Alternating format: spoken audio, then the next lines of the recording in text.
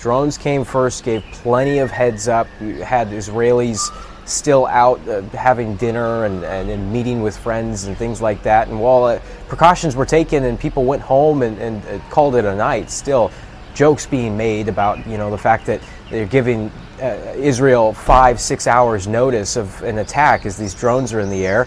And the news starts to trickle in that the partners, the U.S., is shooting down these drones well before they even reach Israeli airspace. As Israel defends itself and indeed is supported by the likes of the US and most notably perhaps Jordan and Saudi Arabia helping to defend Israel against this Iranian attack. What do you make of it? Is this the end? Should there be escalation or de-escalation?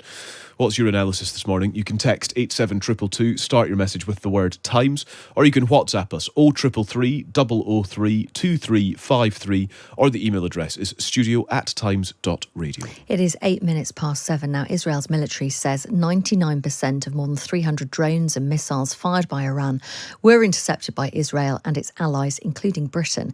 Rear Admiral Daniel Hagari has called that a very significant strategic success. Together with our allies and partners across the region, we are operating at this very moment to defend Israel from Iran's attack.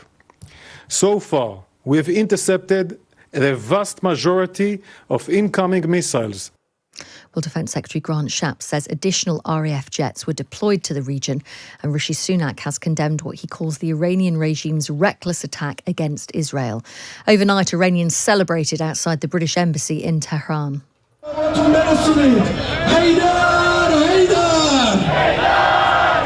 Zach Anders is a journalist in Israel, and we can speak to him now. Morning, Zach.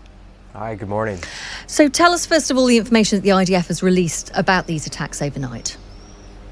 Widespread, and this is involving drones, cruise missiles, and ballistic missiles. This is somewhat what we envisioned when we were describing what a widespread Iranian attack could look like, that they would time the launches, they would start with the drones because those are the slowest.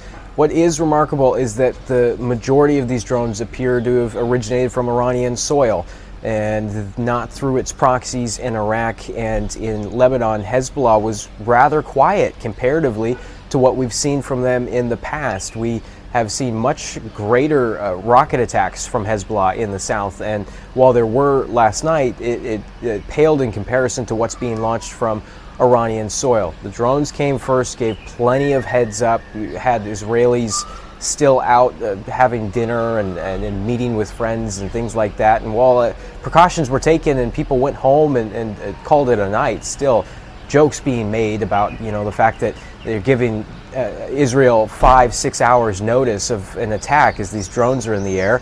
And the news starts to trickle in that the partners, the U.S., is shooting down these drones well before they even reach Israeli airspace.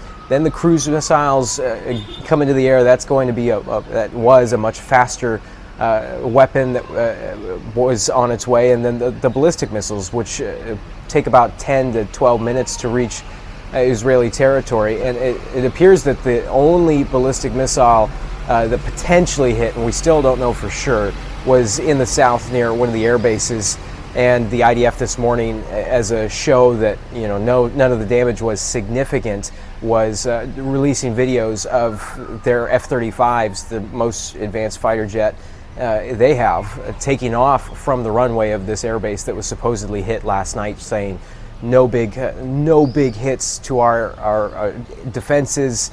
And as this has reached totality and we're able to zoom out and see what the real damage is, it appears that the only casualty thus far has been a 10-year-old Bedouin girl in the south. And if that is the full scale of Iran's attack, that there's 99% of everything was intercepted and there's one injury and it's a Bedouin girl, that's remarkable in itself.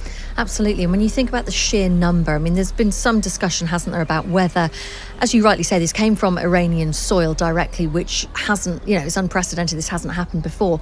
But whether this was really just Iran sending a message to Israel, because as you say, it takes 5 or 6 hours for those drones to reach Israel. It was really telegraphing that this attack was underway, rather than possibly really wanting to create damage or escalate this further. What's the sense you're getting in Israel? that Iran was put into a very challenging position. Their strike on the consulate on the April 1st, when the Israelis hit their IRGC leaders, that there would have to be some sort of response.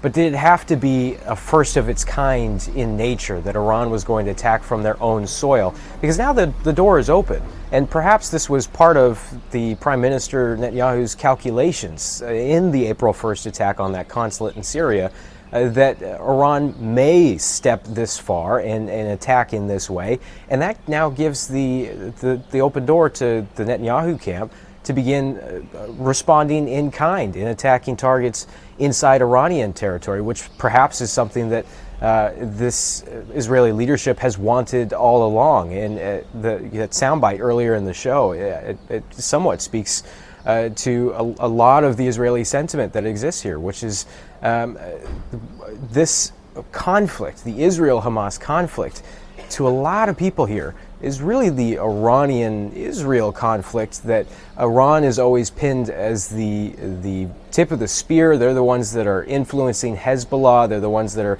providing the funds and the weapons to Israel's first enemy that they have to fight, Hamas and Hezbollah. That if they really wanted to end this and to create security for themselves, that they would go after Iran and end this, that Iran has been trying to influence their revolution on the region for decades. And so you're seeing, and this morning we're seeing more of that commentary in Israeli media. Also, within the last half hour, we've got the Iranian parliament has met. Big questions as you watch some of the media last night of how this is being portrayed domestically. They're using old clips of explosions from different wars and touting that this was such a success and that they struck at the heart of the Zionist enemy. So for Iran, it seems like it accomplished what it needed to, at least domestically, in that parliament meeting, that gathering that's taking place within the last half hour or so. We see videos now coming out of the parliament chanting death to Israel, and the chamber filled with those men descending on the floor towards the speaker. It's a remarkable scene. And again, domestically, in Iran, it appears that everything is there for them to call this a success. So does this need to then be followed tomorrow or even later today with strikes against more Iranian targets? Or can everyone go back to the corners? I wonder, if that's the intent of the Biden administration, if they've tried for months since this conflict began to just keep everyone in their corners and prevent this from being a wider escalation. And of course, there have been calls from many quarters overnight to de-escalate this. And obviously all eyes will be on Israel to see if or how it responds. Interestingly, that Iran's mission to the UN put out on Twitter, the matter can be deemed concluded. However, should the Israeli regime make another mistake, Iran's response will be considerably more severe. It's a conflict between Iran and the rogue Israeli regime from which the US must stay away. And US must stay away is in capital letters with an exclamation mark. It sounds like from the Iranian perspective, this is now done. So all eyes will be on Israel to see what response. Do you think Netanyahu will be feeling a need to respond? Because, of course, if we look at it from a political point of view, Benjamin Netanyahu, he's been criticised recently by allies for his strategy in Gaza. Now, understandably, allies are absolutely saying, we back Israel. It's really changed the narrative for him, hasn't it? 100%. Overnight change, too. That's just remarkable. And for the Netanyahu government that is plagued by political infighting, the constant pressure from the Biden administration that has changed things on the ground here with a single phone call from the president, that it seemed like for the last 2-3 weeks or so that the power had shifted away from Netanyahu. He appeared weak, and the protests, the pressure had been so intense in the streets that you really did get a sense that he was pushed into a corner. But I'll wait and see what happens here. But it really does feel like the power has shifted, the dynamic here, because we're all talking about, and the attention has shifted to this direct conflict now that's taking place between Israel and Iran.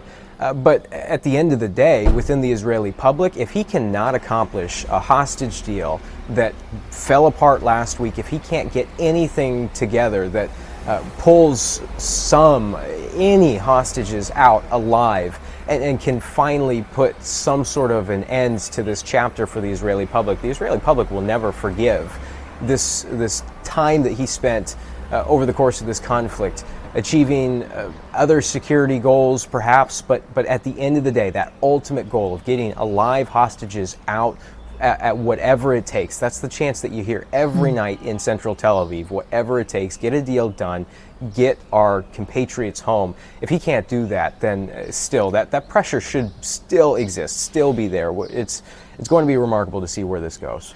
Zach, thank you as ever. Zach Anders there, journalist speaking to us from Israel.